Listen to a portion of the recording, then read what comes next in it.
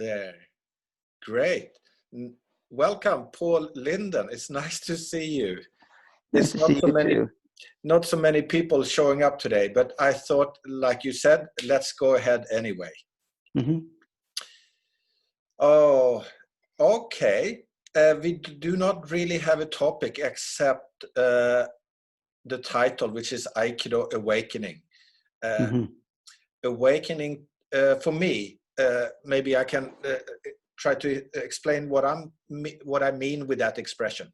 That would be great. Aikido Awakening is waking up to relationship with with the other, with uke, but in its larger sense to everything that you meet, in your interactions,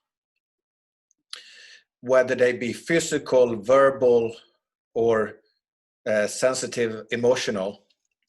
So I'm very interested in the relational aspect, which I think Aikido introduced to me in a very, very physical sense from when I first began.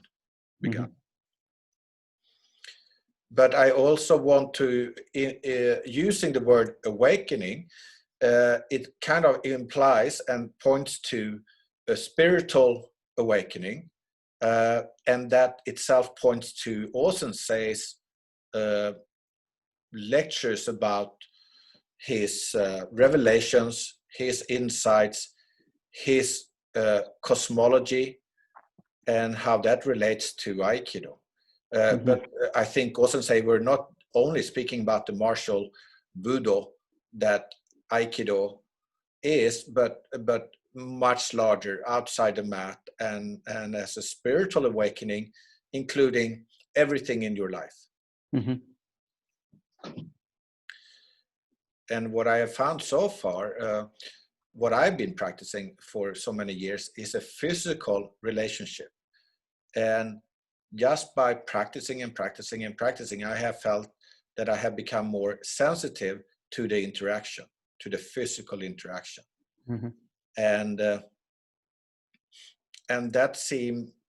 has seemed to be an outcome of just keep training, of just the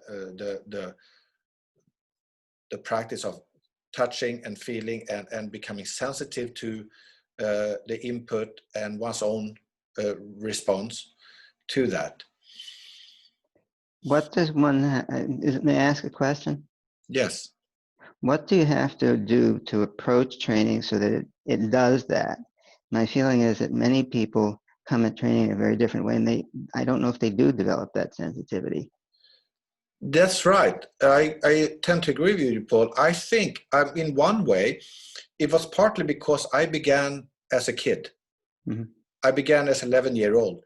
And when I was 15, because in Sweden, with my Japanese teacher, they awarded hakama at third kyu. So I received my hakama when I was 15. And more or less, I moved into the adult class by the time I was 15. And I still small, very small. I've never been a physically strong guy as such. So being thrown into the big group, adult group, you cannot hold anyone. You just had to take it. So it was, of course, young and flexible, fantastic ukemi, and everybody could chuck me as they wanted, as they pleased, and I couldn't but take it. And I think the ukemi practice is what teaches us in Aikido to be receptive, sensitive, in the first place, in order to survive. Yeah. Hi, Deborah. Hi, Deborah. Hello. I'm sorry I'm late. We was out today and didn't get back till a little while ago. Not worry, we have just begun because we were both a little bit late. So we have just started. So we are recording this, Deborah, and we are actually speaking about the name of the of the discourse, of this dialogue, which is Aikido awakening, and what that means to us, to both of us. Paul, did that answer your question? Or yes, it did. The part about the ukemi needing to be sensitive to survive, that was very clear to me, because I felt something very similar, but totally different. I started, and when I was a blue belt, I remember I was on a red wrestling mat with a partner in a class in Berkeley, California. I said to my partner, I know I'm supposed to go with you, but what do I go with? So I decided I would try to go with the movement, because that was the only thing I could see that you could go with. So I spent years trying to have no effect on the attacker, meaning I could judge where the attacker was sensitively enough that I could ride on him like a butterfly on a horse. And so I can relate to the idea of needing to survive and becoming sensitive. I was going for much the same thing for a different purpose. Yes, and of course, for me, in that process of learning ukemi, of course, in the beginning, we train slow and we do it precise like that. But as we advanced, it became more dynamic, more faster. And one realized in order to be able to take it, one had to be centered. One had to be with the other person, not disjointed.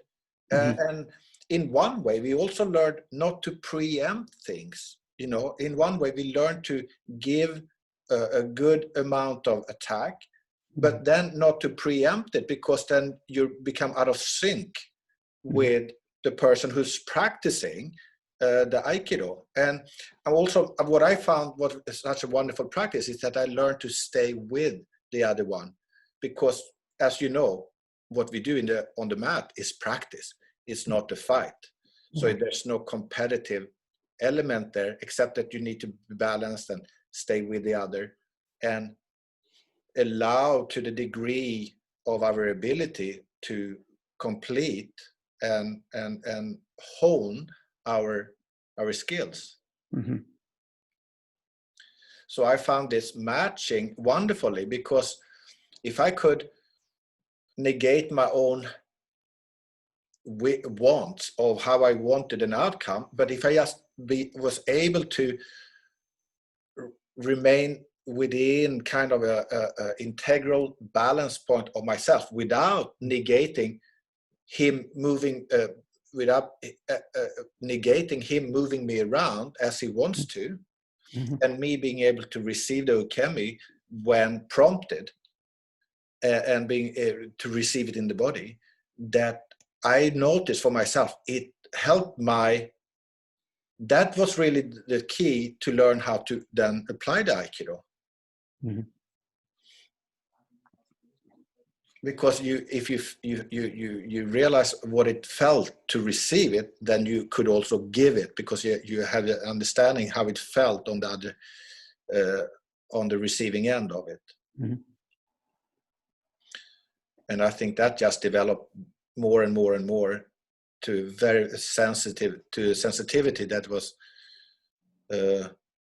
wasn't directly apparent to oneself, but many years later, when I as a teacher worked with students, and when people are starting out, then you realize it's not a practice that most people are used to, and when we touch, there's a lot of there's not a softness in our meeting, even in a friendly meeting. Yeah. Well, that makes a lot of sense. In some ways, it's a very different way of thinking about it, but it helps me understand that kind of practice more clearly than I usually have understood it. Yeah, in one way, I think I was fortunate, because in the dojo with Tomita Takeji Sensei in Stockholm, the atmosphere was very much one of non-competitive training. So everyone was very kind of giving each other the room and time to develop. So that struggle, competitiveness wasn't there, and it wasn't. I thought that, I took that for granted. I thought that's Aikido. But when we had, for example, sometimes we would have guest students that would come, maybe sometimes from another country. And I remember one vividly coming from France. And France, you know, France has fantastic Aikido and have had for many, many, many years. But usually a very, very strong Aikido.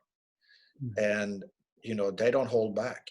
So when he came to the dojo, I mean, he was a big and strong guy as well. But it was like, what is he doing? He's slamming us left, center, and right. And he's resisting. And and he countered when you're trying to do a technique on him. And you go, what are you doing? So yeah. Different schools of Aikido. I'm just, you were talking about ukemi, yeah? About where was the question, like what was the question exactly? Like, how do you understand ukemi or something else? I think, Paul, I think we were talking about sensitivity. I asked, how do you develop a sensitivity in Aikido? Because there are different ways, and I've meet a lot of people who aren't sensitive. They just do the technique, whether in my sense it's there or not. And how do you practice that at the moment? I mean, for me, like,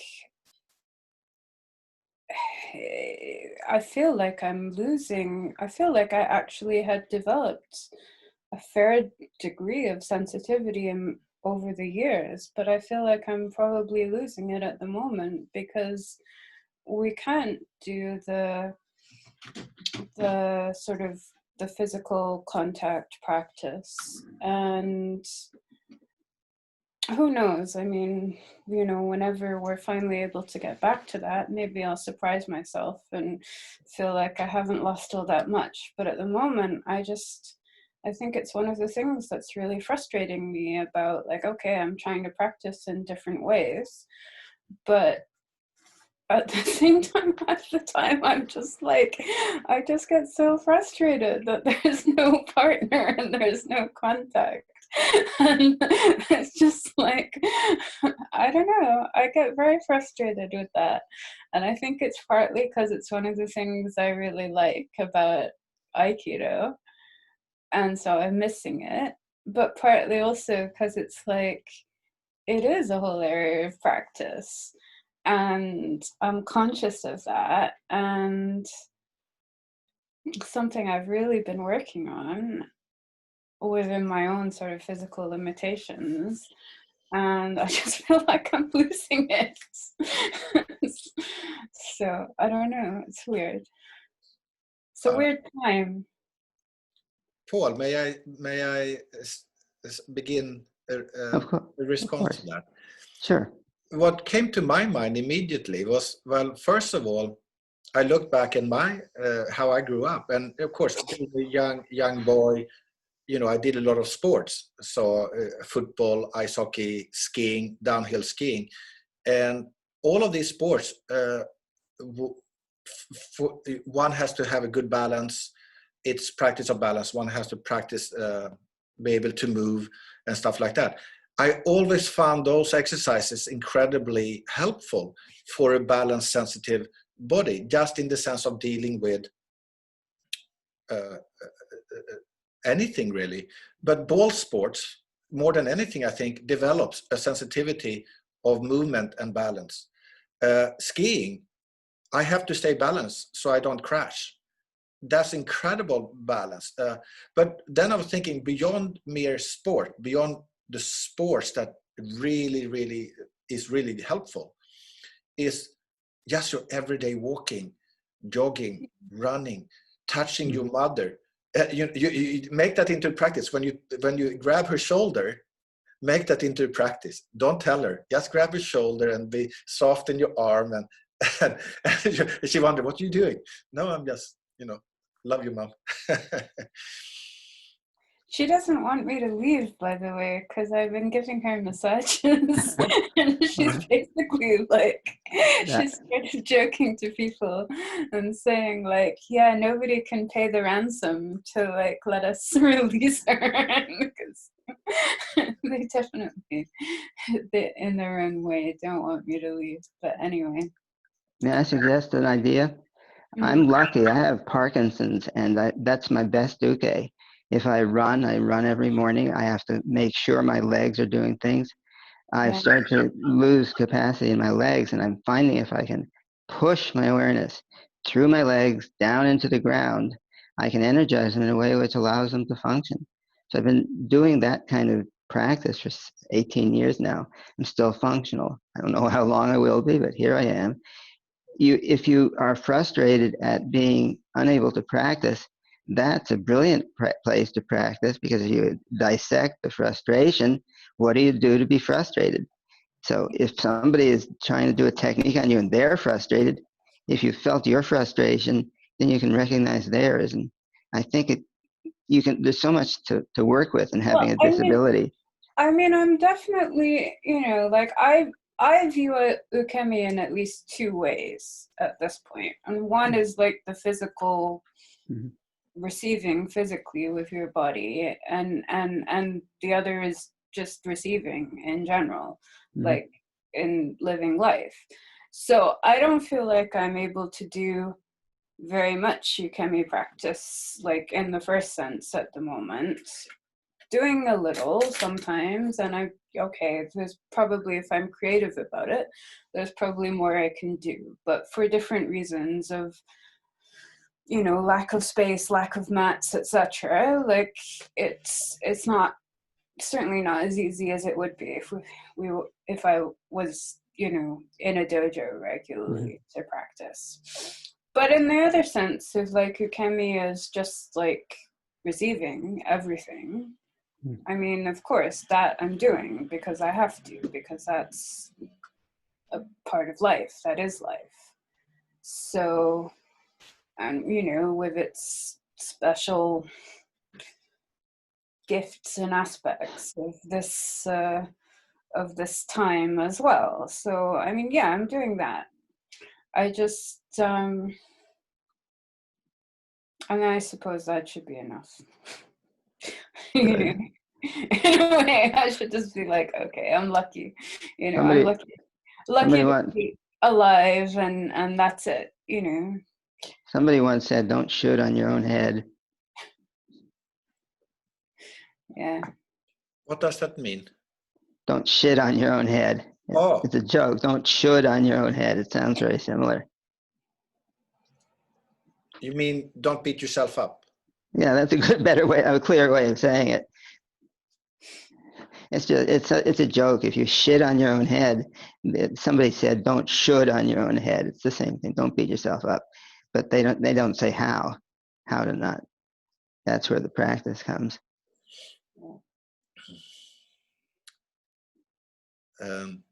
And lately, I have also, well, in one way, without necessarily focus so much on it, I think this physical practice of Aikido, of ukemi practice, has led to a finer sensitivity of also mental sensitivity. Empathy. Sorry? Empathy. But I wouldn't necessarily, I think that's part of it, but I wouldn't necessarily just throw everything within that word, because I would use it in the sense of just having a apprehension of what's, for example, if you just speak about in the dojo, just being sensitive of the engagement before it reaches you. So you're sensitive of the person, of the situation, of the flow of the situation. So you have a foresight, or you have apprehension already before. And I think that the physical, of course, has taught you beyond your limit of your body to that sense. So that's why I call it the mind sensitivity. It has also become more pronounced. And I think in one way, when we train kind of rigorously and disciplined and hard, there's a mental sharpness that has to be there in order to be attentive and pay attention, which then in one way pushes everything out, because you don't have time to think about what you're going to have for dinner when someone is attacking you. So boom, there's a sharpness just by the interaction, and I think there's a clarity that arises because you're so in the present, you're so present. And that then becomes associated with that sensitivity of mind. Yeah, I find it to be, if the uke is not, my sense is a very gradual increase of resistance, and I'm going to really hurt you this time. Very gradual, safe, and geared to the person who's practicing is marvelous, because it makes it not just a kata, but if you don't get out of the way, I'm gonna hit you, and it helps you wake up. It helps me wake up. Literally. Yeah.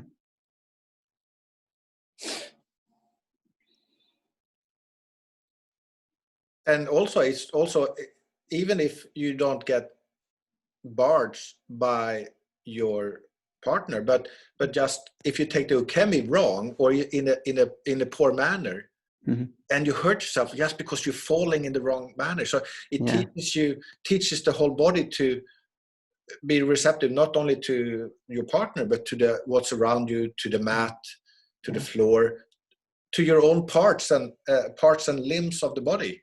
Yes. It is empathy, but it's also perspective, in the sense, and like if you think about it as a physical engagement as well, and I think what you're talking about, and you become aware of the person well before contact. So you start with a bigger, just that widening of perspective, and that, I mean, the empathy has that as well, but maybe not always in the same degree. So that sort of sense of space and spaciousness and perspective, I think, is also important.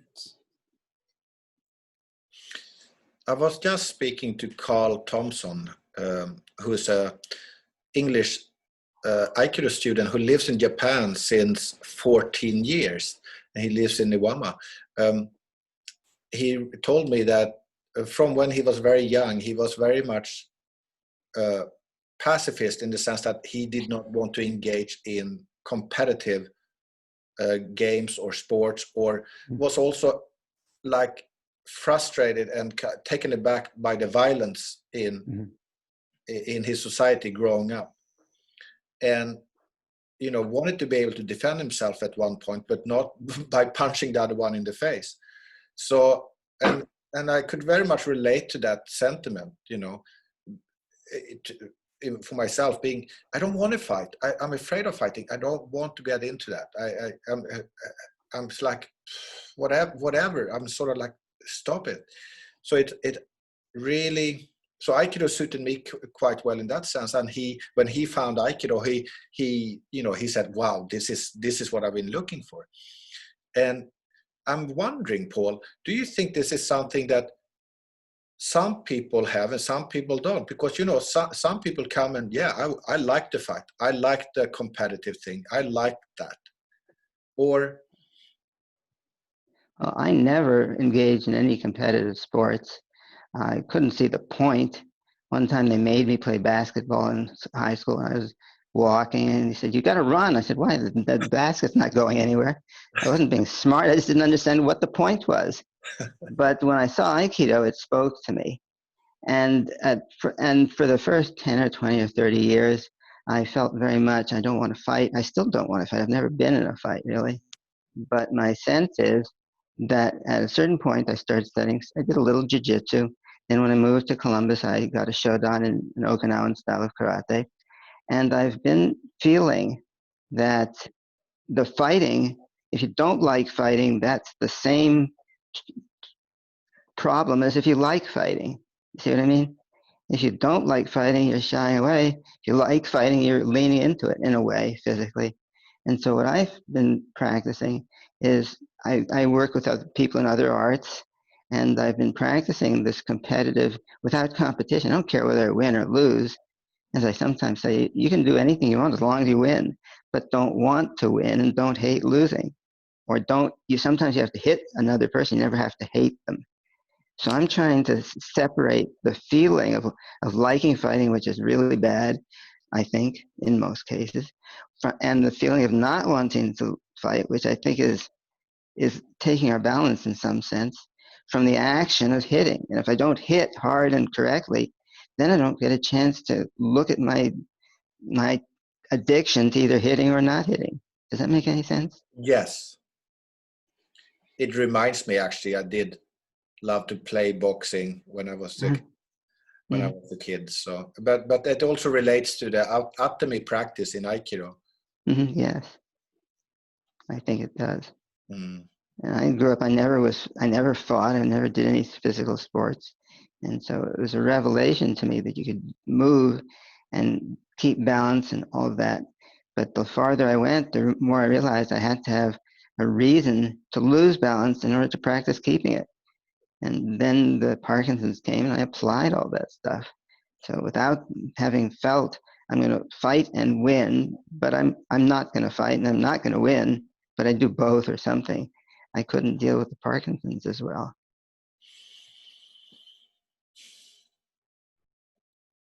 Life lesson.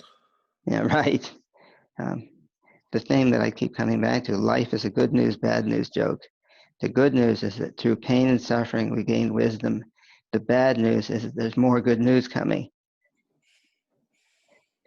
Yeah. So there it is. Anyway, I'm hearing some very interesting things as you speak, because you're saying things in a way that I hadn't understood before. It's very interesting. I think we can. What I love about these dialogues is that when we start with a topic or a theme or something, we start with something that there's a possibility to draw that out to very, very, very far distance. And as long as one just stays with one's own experience, and then one is able to draw it out. So in the sense of in regards to Aikido and to becoming sensitive physically and then mentally, and I guess it has to do with psychology and emotionally as well. But then I always like Deborah, I said in the beginning that the reason I used Aikido awakening is because awakening is kind of pointing to a spiritual awakening, then referring, of course, back to O Sensei's revelations and his emphasis on the spiritual side of life. And I do believe it's beyond mere internal martial mystical explanation of something that happens in the body. I think it also has to do with cognitive understanding, cognitive broadening of perspective.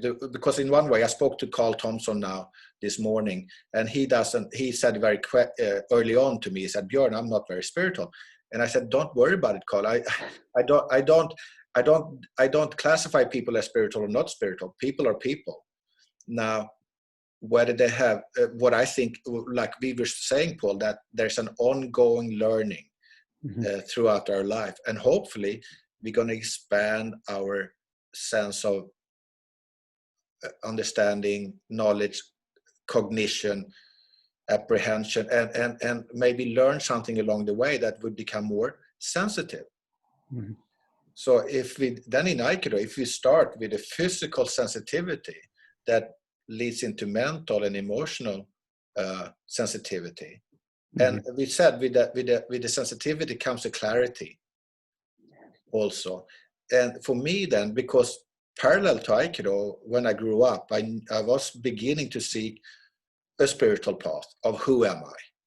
the answers to what am I about, who am I, and what is life really, because I didn't look for something privately only for me that didn't apply for the rest. I was looking for something that would apply completely to me, but would also completely encompass everybody else and everything else as well, because otherwise it would be partial, and I didn't want to settle for partial. I wanted the whole thing.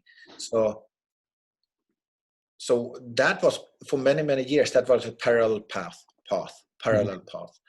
and that had a lot to do because I'm very I wanted to understand. So for me, it was a search for cognitive understanding based on direct experience. So I wouldn't take anybody's word for it unless when I read something that I wow, that sounds beautiful. But if I couldn't say that I had the experience myself, I said, well, that's fine. I shelve it till you have the experience. Till I have the experience myself, so I know what it tastes like. And I think very much, and Aikido in one way, the physical Aikido is very much like you want to feel it. You want to be experiencing it, what it actually can give you, and that is why I think Aikido is so wonderful, because that just gets better and better the more you do it. I wonder how many people have this attitude, because that's very much the same attitude that I have. I say it a little differently. Can you do it? Show me. Test it. Does it actually work the way you say it does? And some people want to stay on the mystical level. And I say, I can't understand it. Doesn't give me any information about what to do to achieve it. Yes. And like in Aikido, when you step on the mat, all you need is your body. That's all you need. That's what you start with. You got, some people only have one arm, but you got the body. Hopefully you have a mind and emotions that come with a package. That's a package. Yeah, right.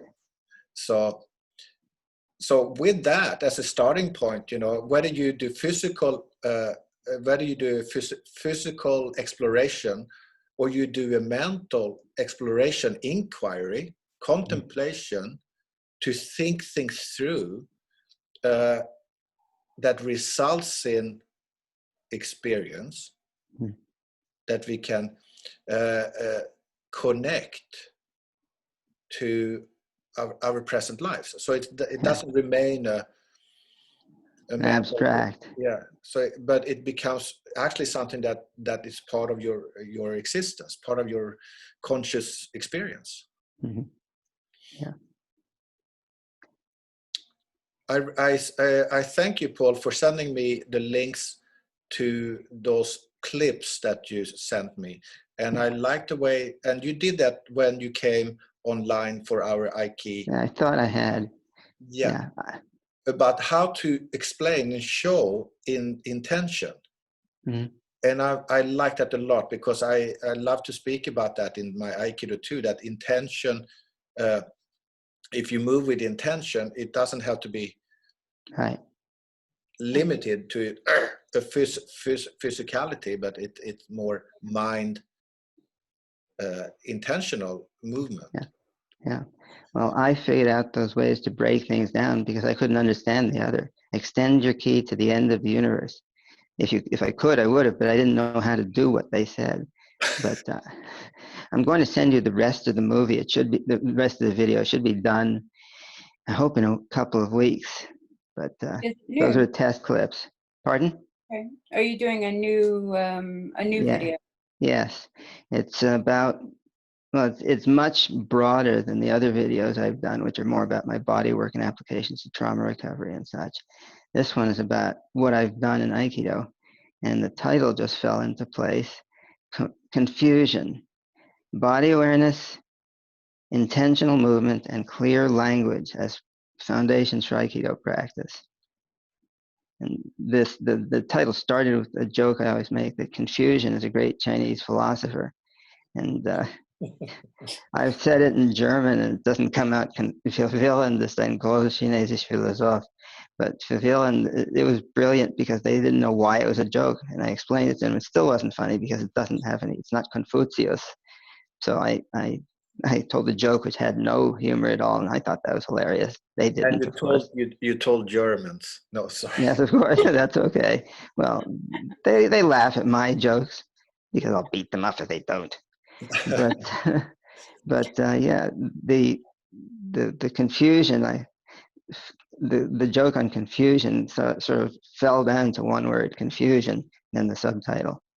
But it's all the practices. I started with two insights at some point. One was that you go with the physical movement wherever it goes. And the other insight was that I realized that people lost balance when they thought in a direction and their body fell in that direction. Sort of, they leaned in the direction of their thought. So I spent a number of years walking, thinking in different directions.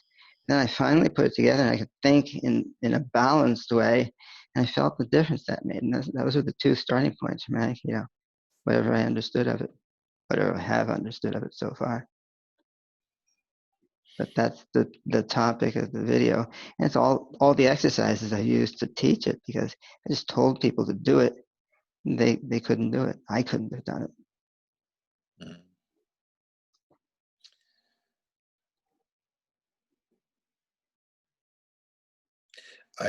Sometimes I use the word concept confusion as well, because I like to pick words apart. And yes. Confuse is to fuse together. Good. So when we become deconfused, not so confused, we separate them and we see them for what they are. Mm-hmm. Very nice.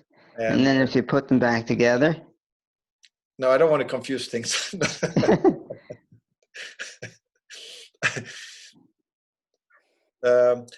And I think that applies very much to the field that I love so much. Is about the confusion of the mind. And, yes. and because many times, especially, I call this the Aikido awakenings, but we also do a similar dialogue where I call it satsang awakenings, which is satsang is the Hindu Sanskrit word of meeting in truth. And traditionally is when you come and sit with your teacher and there's a dialogue or there's a question and answer about the spiritual truth as you would meet in India. And satsang was always in balance with meditation. So satsang was like this. There was an engaged dialogue, engaged, inquisitive, open, interesting dialogue with hopefully with someone with some kind of knowledge, with some kind of wisdom. So it wouldn't be sitting, not the blind with the blind, but it would be some kind of guidance there. And even to the point where there would be an opening for everybody to actually experience what was going on. That was kind of the fire and the excitement of engagement, which I love, which also we feed off each other, like in Aikido. And that's why I love Aikido, because Aikido, we feed off each other.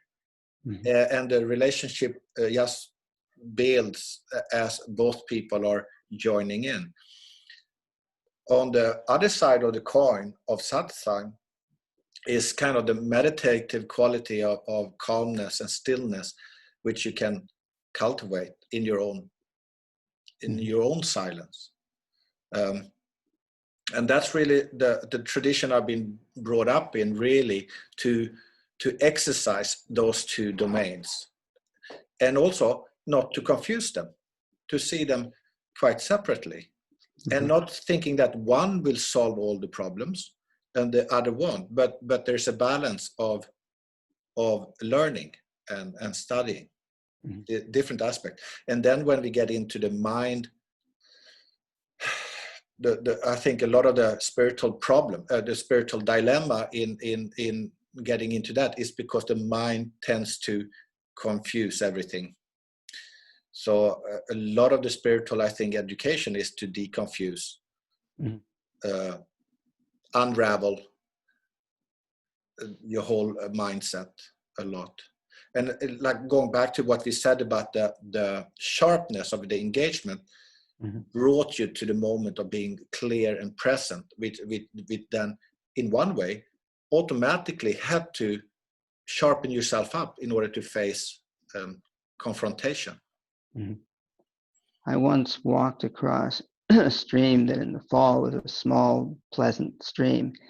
I walked across it in the spring, and I didn't realize that there was a lot of snow melt, and it was a lot deeper and a lot faster.